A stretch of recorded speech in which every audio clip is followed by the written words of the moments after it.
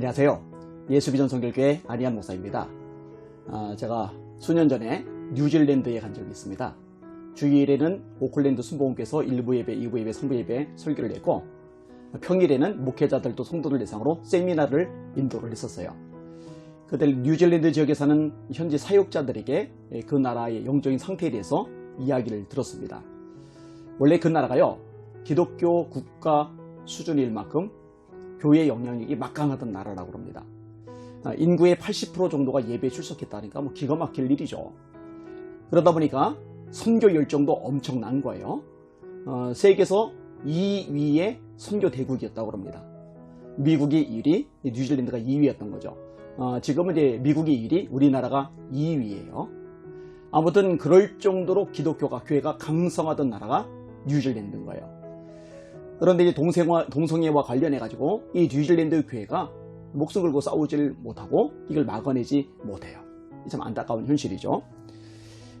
뉴질랜드는요, 1961년 형법으로 남성들 간의 성행위가 하부 여부와 상관없이 처벌을 받던 나라입니다. 그게 불법인 거죠, 동성애 자체가. 그런데 이러다가 1986년도에 동성애 개혁법이 개정이 됩니다. 동성애가 더 이상 문제가 되지 않는 거예요. 공공연하게 받아들여지기 시작하는 거예요. 이때부터 이제 점점 더 안 좋은 방향으로 나아가게 되는데, 이때 교회가 좀 목숨 걸고 싸웠어야 돼요. 그런데 그렇게 하지를 못한 거예요. 2004년 9월에 의회에서 시빌 유니온이라는 것이 통과가 됩니다. 시민 결합, 다시 말해 남자와 여자와 결혼해서 가정을 이루면 이 가정이 국가로부터 보호를 받는데, 이렇게 가정의 국가에서 보호를 받듯이 남자와 남자, 여자와 여자, 이 동성 커플이 가족인 것처럼 국가의 보호를 받는 법, 그게 이제 시빌 유니온이거든요. 요게 통과가 돼요. 이때부터라도 좀 목숨 걸고 싸웠어야 되는데, 결국 상황은 점점 안 좋아집니다. 2013년도에 동성 결혼이 합법화가 됩니다. 3월 17일자로 동성 결혼이 통과가 된 거예요. 결혼 수정 법안이라는 겁니다. 이때부터 입양까지도 가능해져요. 자, 남자 커플 둘인데 여자 아이가 입양이 되었어요. 여자 아이들은 엄마를 보면서 역할을 배우잖아요, 그죠? 근데 남자 둘인 그 집안에 여자 아이가 입양돼 들어가면은 어디서 배울까? 어떻게 돌봄을 세세하게 다 받을까? 참 아찔하기만 하네요. 참 속상합니다. 2017년도 에이미 애덤스 법무부 장관이요, 1980년 이전에 동성애로 유죄 판결받았던 천여 명이 사면을 청구할 수 있는 권리를 갖게 될 것이라고 이 얘기를 했어요. 정부는 그들에게 일반 사면의 형태가 아니라 개별적으로 검토해 전과를 말소할 것이라고 밝혔습니다. 또 동성애를 범죄하시던 과거 법률이 현대 뉴질랜드 사회를 대변하지 못한다. 합의에 따른 행위에도 불구하고 죄인으로 낙인찍혀 유죄 판결을 받은 동성애자 뉴질랜드 국민이 엄청난 상처와 불명예로 고통을 받았다는 사실은 의심의 여지가 없다.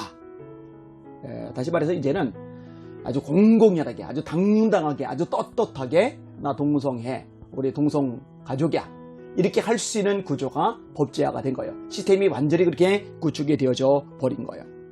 교회는 뭐하고 있었을까?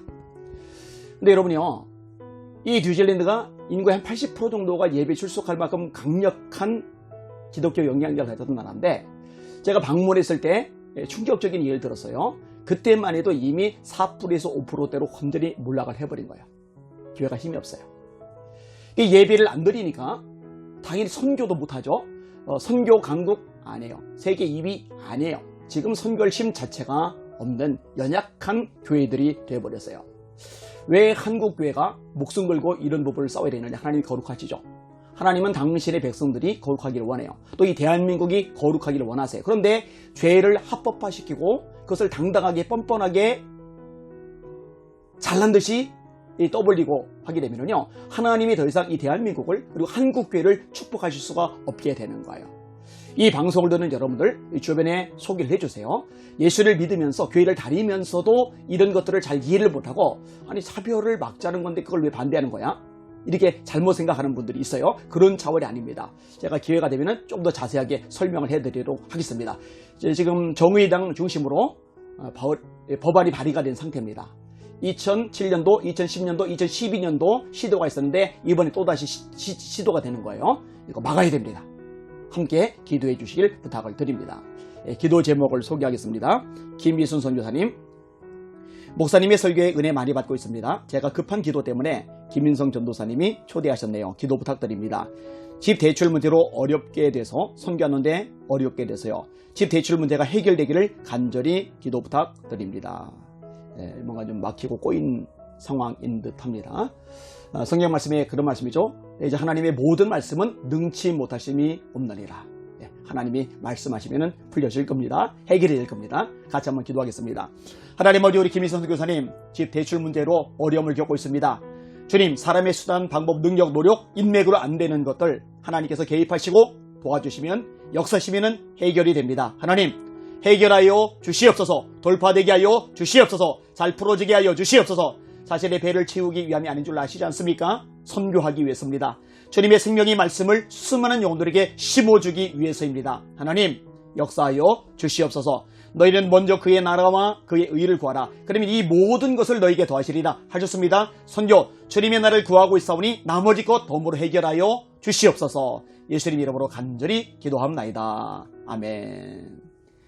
또 소개하겠습니다.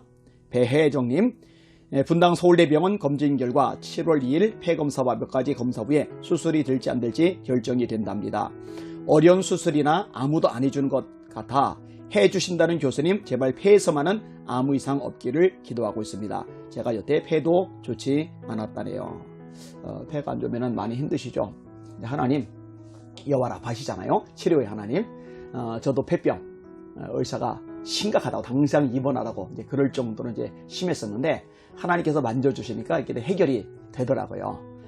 사랑하는 주님의 따님, 하나님께서 만져주시면 회복될 줄 믿습니다. 기도할게요. 하나님 아버지, 배정님 검사를 받습니다. 특별히 폐가 상당히 안 좋은 상태라고 합니다.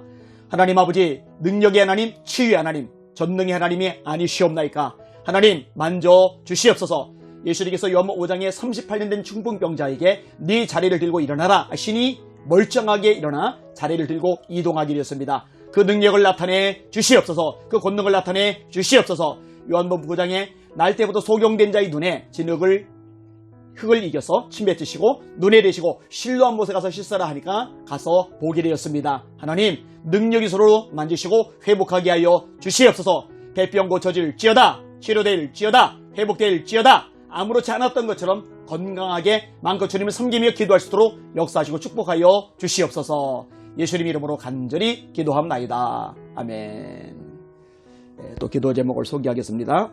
손화성 전도사님, 저는 48세 싱글 자매이고 직장을 다니며 올해부터 신대원 진학해서 1회차 마무리하고 있습니다. 1회차 마무리면 아직 전도사님은 아니신가요? 기도해야 하는데 하지 못하고 있던 저를 이렇게 연결해주고 잊지 않고 말씀 주시니 감사합니다.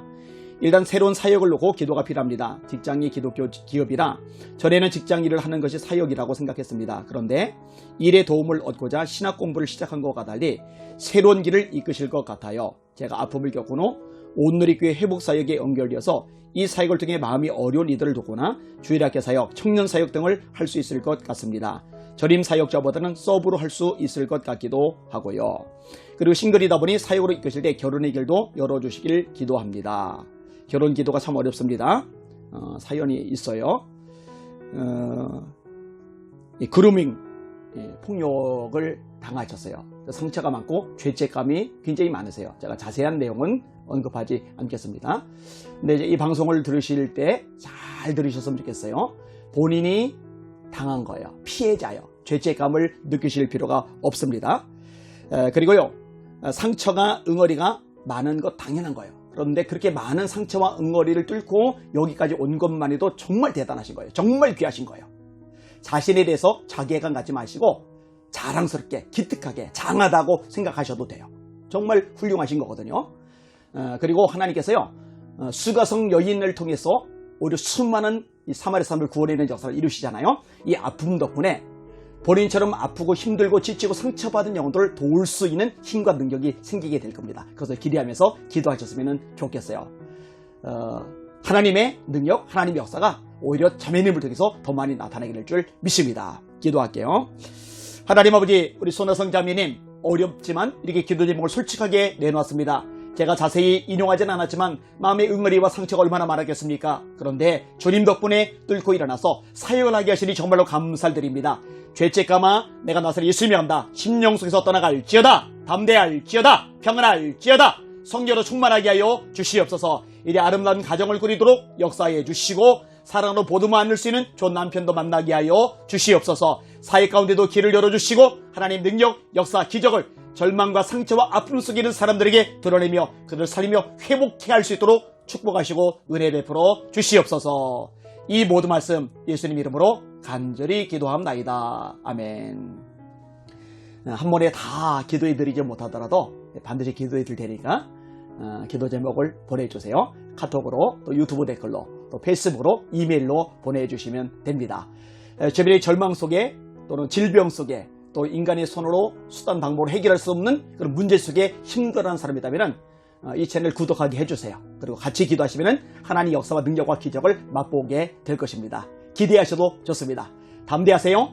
그리고 주님의 이름으로 승리하세요. 하나님이 여러분과 함께 하십니다. 하나님이 여러분의 아버지가 되십니다. 할렐루야.